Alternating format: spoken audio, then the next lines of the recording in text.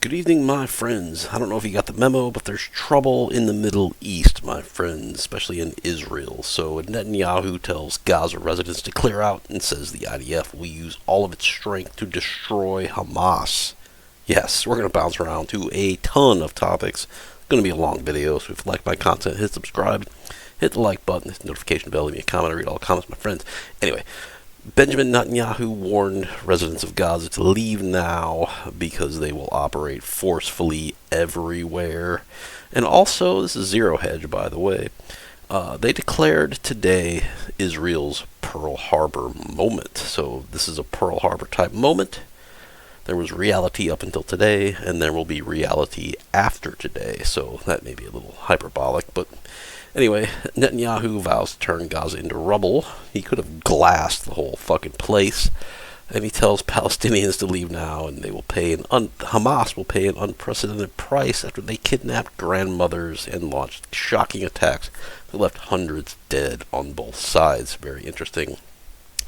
So Hezbollah from the north, next to attack, the war could spiral into biggest in decades. Yes, this could be a major regional conflict, my friends. Look, I don't want nuclear war. I don't want a submarine-launched ballistic missile up my ass any more than I want it up your ass. So, anyway, 200 Palestinians have been killed, with 1,600 wounded, as the Israeli military begins its response to the invasion of southern Israel launched by Hamas.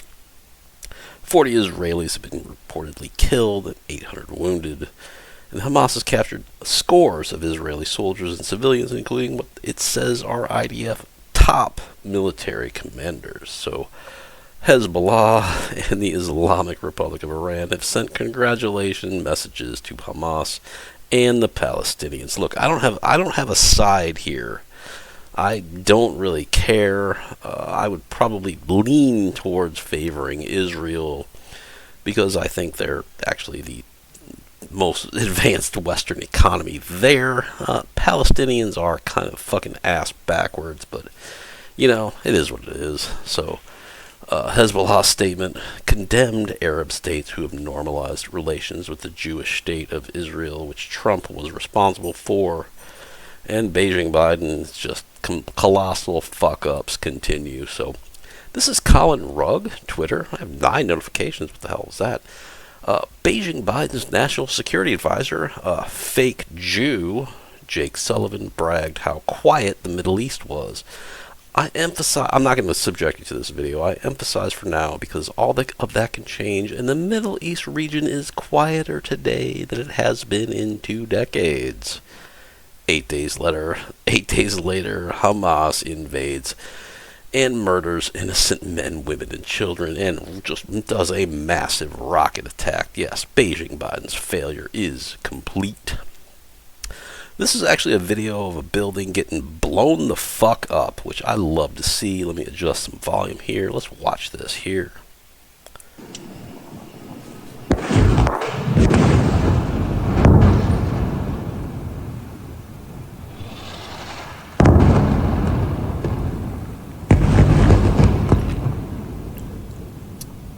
So yeah, those are pretty precision strikes. It did kind of look like a controlled demolition, but you know, hey, we're not here to talk about that. So another cool video I saw, and this is just the changing face of the war zone in 2023. Palestinians use drones to attack and cripple Israeli tanks. So multi-million-dollar vehicles are being destroyed by, you know, a couple hundred. Woo, boom. Here we go. Let's watch this again here. Let's diagnose this here. So this is about maybe a $1,000 drone, maybe, and maybe a $5,000 mortar shell being dropped on this tank, and it gets fucked. Here we go. No sound, unfortunately, but boom, and then it flies away, so it can run another mission. So that's the changing landscape of the battlefield on land. Now on sea, there's also drones that start a fire there in the engine compartment, the mechanical maintenance compartment. What else is next here? So Beijing Biden's questioned about whether the Iran hostage deal, which we'll get to a bit later, played a role in today's attacks on Israel, and the fucking coward walking corpse walks away. So, Beijing Biden, this is at 9 a.m. today. 8:36 a.m., sorry. So Brent Sure, no clue, says, I realize it's Saturday morning and Beijing Biden sleeps in. He gets like 14 hours of sleep, I bet. But this is the sort of thing you wake presidents up for, and they sent some low-level staffer from the from the National Security Department. NSC spokesperson Adrienne Watson, no fucking clue who she is, and she unequivocally condemns the attacks, whatever, by Hamas terrorists against Israeli civilians. And apparently fake Jew Jake Sullivan couldn't roll his lazy ass out of bed as well. So they just got this, junior staffer to roll out and give that message. So the Taliban stepping in. We will conquer Jerusalem if the countries of the Middle East grant us passage to Israel. This is starting to look sort of biblical, my friends. I'm not really religious, but I've read the Bible. I'm familiar with the book of Revelation. And, of course, you realize that the Taliban have been gifted many $billion worth of weapons when the United States left Afghanistan in an absolute embarrassing fashion. So we're not going to skip. We're going to skip the vehicles. Apparently, my dog's going crazy now. We're going to skip the helicopters and the land vehicles, and we're going to go straight to the tactical rifles, my friends. The M24 sniper weapon. Very deadly weapon. It's amazing. It's dependable, affordable, versatile, and it has remarkable accuracy. And there have been thousands of those rifles that the Taliban have access to. The M240 machine gun, one of the best machine guns in availability. The best machine guns available these days. And the M4 carbine, goddamn, I wish I could own one of these in the full military spec. Unfortunately, I cannot. Fuck off. Gun laws in the United States. I'd love a full auto, triple burst, or single shot version of the M4. They're cheap. They're cheap, and they're highly accessorizable. I'd love to have a grenade launcher on an M4, but, wishful thinking, my friends.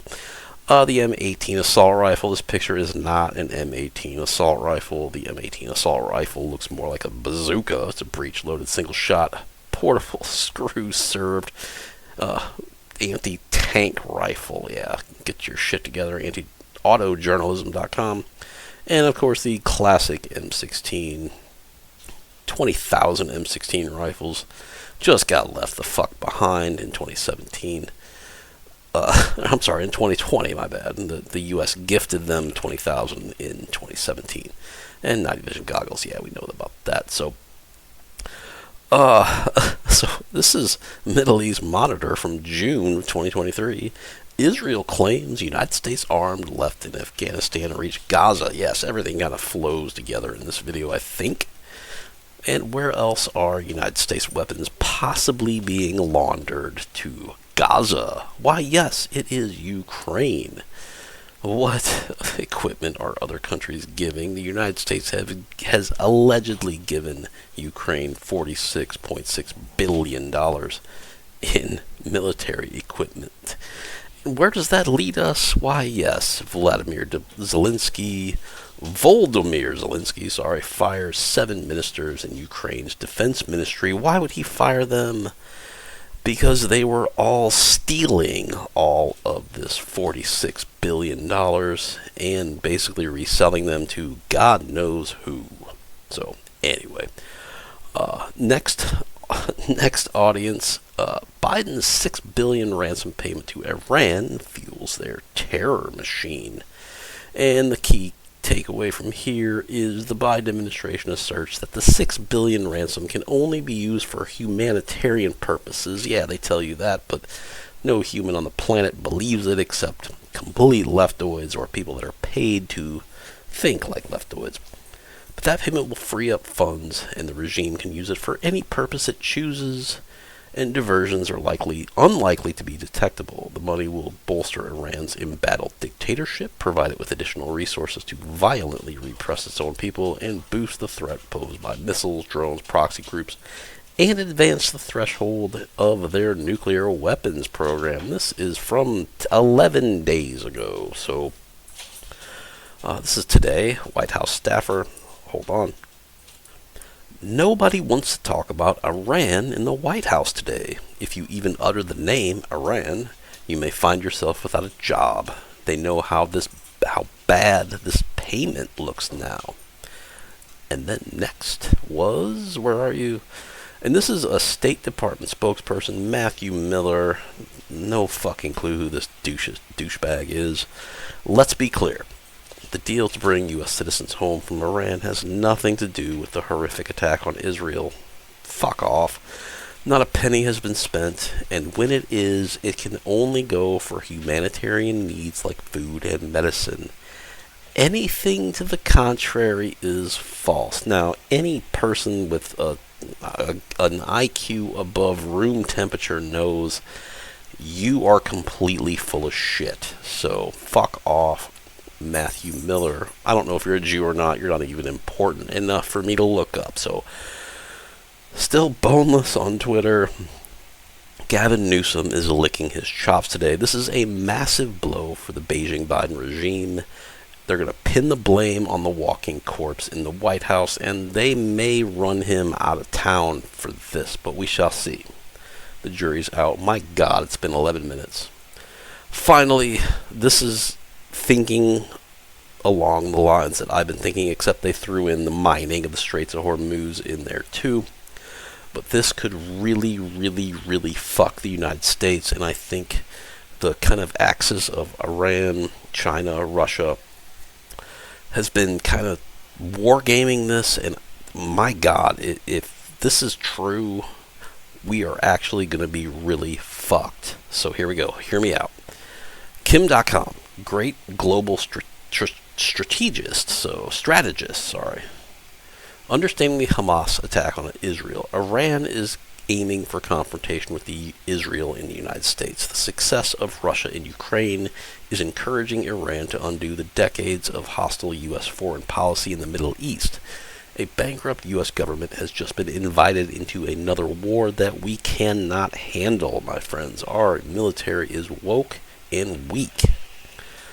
The timing is opportunistic. The U.S. government is forced to print trillions of dollars as it struggles to raise new debt. Another war would lead to a significant increase in inflation and accelerated economic decline of the United States. If Iran mines the Strait of Hormuz, that was the wrinkle I hadn't thought of yet, the global energy crisis would become critical. Beijing-Biden administration has used the majority of U.S. oil reserves to stabilize domestic oil prices for midterm election success, which barely worked. Iran can increase the pain for the United States government significantly. So Ukraine is turning into a major defeat for the United States and NATO. A new front in the Middle East would accelerate the United States' decline. The U.S. government and its Western partners cannot afford it. Russia and China would benefit the most. Iran understands this and is playing into the hands of its partners. Now that is absolutely galaxy brain strategy, and I would not put it past that axis of powers to have thought of this. And I mean, this attack in Israel was obviously well planned, well funded, and we'll see what the response is. It could, I mean, they could fucking just glass Gaza City, and then I would not lose a fucking wink of sleep and sleep like a baby after that. But the world would probably not see it that way, and it would probably turn most of the Arab countries against Israel. And again, we're getting biblical here. This could be Armageddon, but I don't know, man. We shall see. There's weeks when decades happen, and I think this is going to be one of those weeks, my friends. So stay tuned. My God, this is a really long video that no one's going to watch. So thanks for watching. If you like my content, hit subscribe. Hit the like button, notification bell, leave me a comment. I read all the comments, my friends. Pick up some non-perishable food, and God bless.